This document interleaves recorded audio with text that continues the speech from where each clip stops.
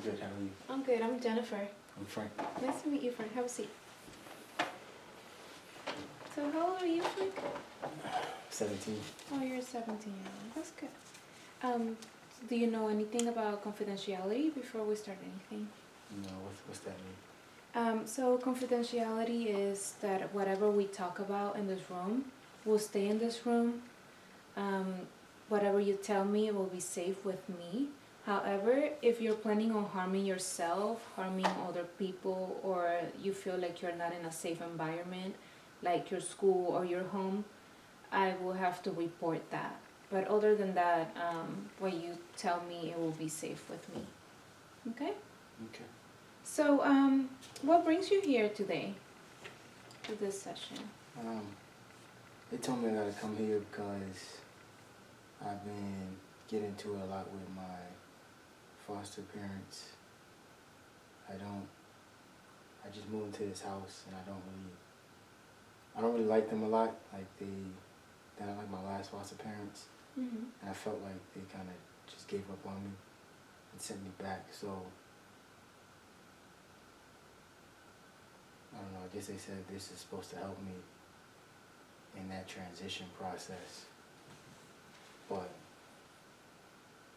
I don't know. So who's they? Was it your social worker that came up with the therapy for you, or was it your foster parents and the social worker together? I guess with both of them, I don't know. Okay. So tell me a little bit more about what you've been through in the past before. For how long you've been in the system? Pretty much all my life. I would say about 5. Both my parents died, and no one from my family really wanted to take me in, so I got put in the system. This is my 4th home. I'm really just ready to get out. Like, it's almost that time for me, so. Turn 18. Yeah, so. Are you planning on being part of the THP Plus program that some of foster care agencies have for their clients? Basically, what you can do is you can either be working full-time or go to school, and they will help you out with paying some of your bills, and will just guide you. You wouldn't be alone because, once you're an adult, you're technically out. But you can be part of that program. You can ask your social worker. Yeah. That could be an option. She never even told me about that, so she probably don't care. I'm sure she does, but it's just a matter of asking. Just ask, inform yourself. They're supposed to tell me. Like, I'm not supposed to be doing all this research. They're the ones that got the degrees and all this stuff. I'm just another number in the system, like, so. I understand. That might be really frustrating for you.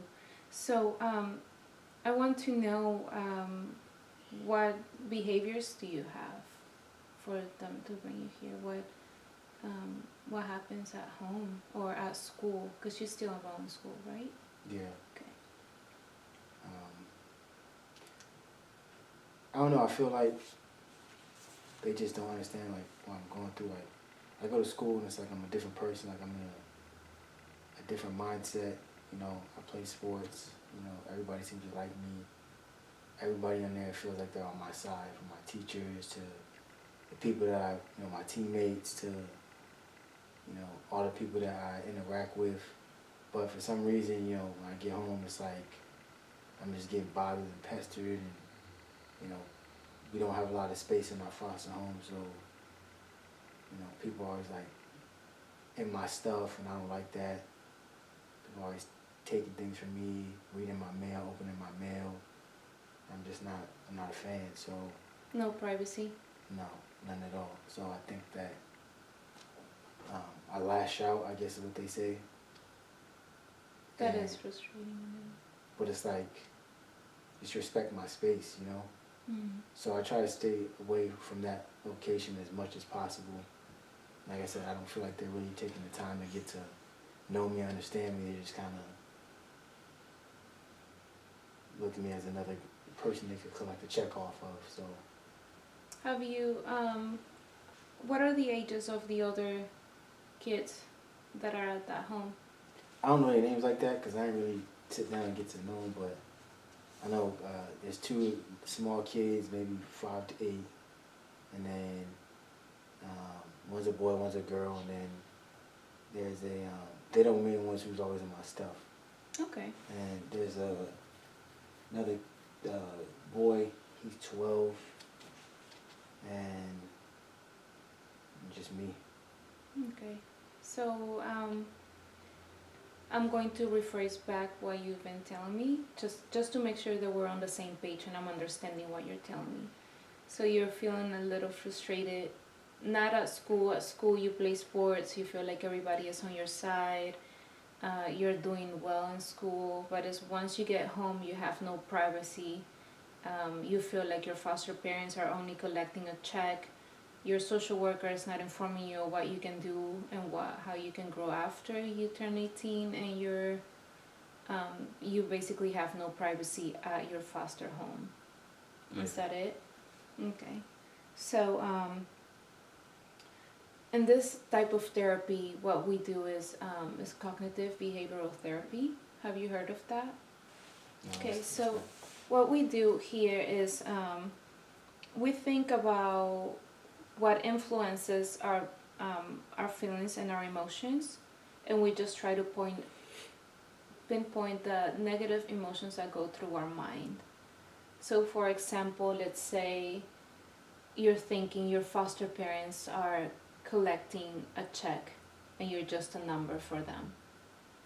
So maybe we can stop and think, like, maybe they're going through a lot, or they're here to help me, or maybe your social worker is not here to inform you.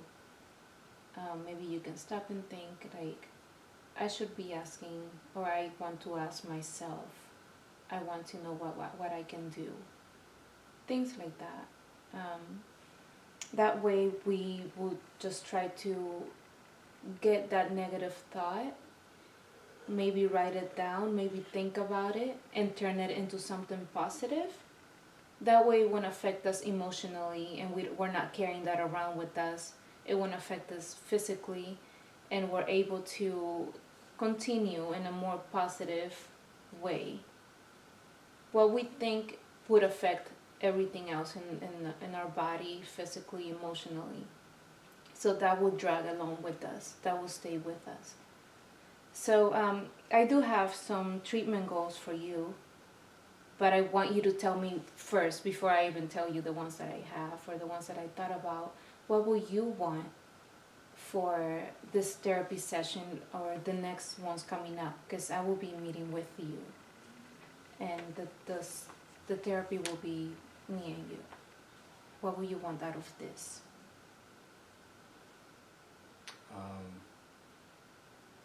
I guess to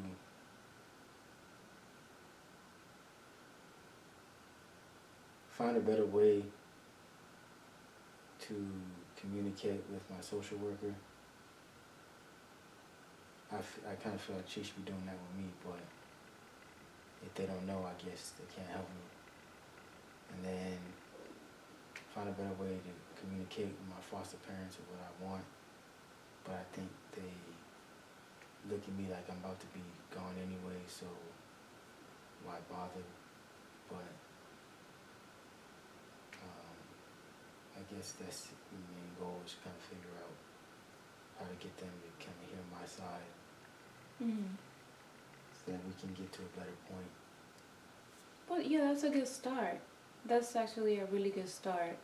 Trying to get to know the people that you're with, get to know the people that you're living with, even if you're leaving soon. That's a good start. Trying to get to your social worker to find information for you for when you're out, and they can help you out with whether it's like finding a home, paying your cell phone bill, going to school. That whole process could be complicated, so having that support is always necessary. So what I was thinking about as well is that you say that you lash out. That's like meaning that you get angry. Yeah. So, and before that happened, or while that's happening, have you thought about any coping skills that you can think of maybe go outside for a walk, or if you have a basketball court or like anything sport related, because you say you like sports, maybe that can help you. Okay. Yeah, that could be a good option, at least for now. And maybe if whoever's in the house, they say something that triggers you emotionally, you can do that. You can think of, let me have different coping skills, just in case one is not available, I have the other one. If that one's not available, I can have some other one. Think of things like that. And maybe for our next session, you can bring ideas of what coping skills we can utilize for the whole week, or while you're in school. But in school, you're good in school, so you don't have that problem. So mainly when you're at home, and you can just bring that next session, and we can discuss that more. But other than that, is there anything that you might want to tell me, or anything else that you might want to discuss before we end this session? Yeah, I think I don't feel like this is as bad as I initially thought it was gonna be. Mm-hmm. In my head, I thought they were sending me this because they thought I was crazy, but I guess now it kind of works out because like you're working with me more than my social worker. Like you have a plan, like you're trying to tell me stuff, and like my parents, my foster parents. So you're kind of helping me understand some things that I didn't know before. So I guess this might be a good thing. Yeah, and we'll do everything possible for you to be in a better state, for you to be at home and with your foster family. Okay? Okay. All right, Frank. I'll see you next week. Thank you. You're welcome. Bye.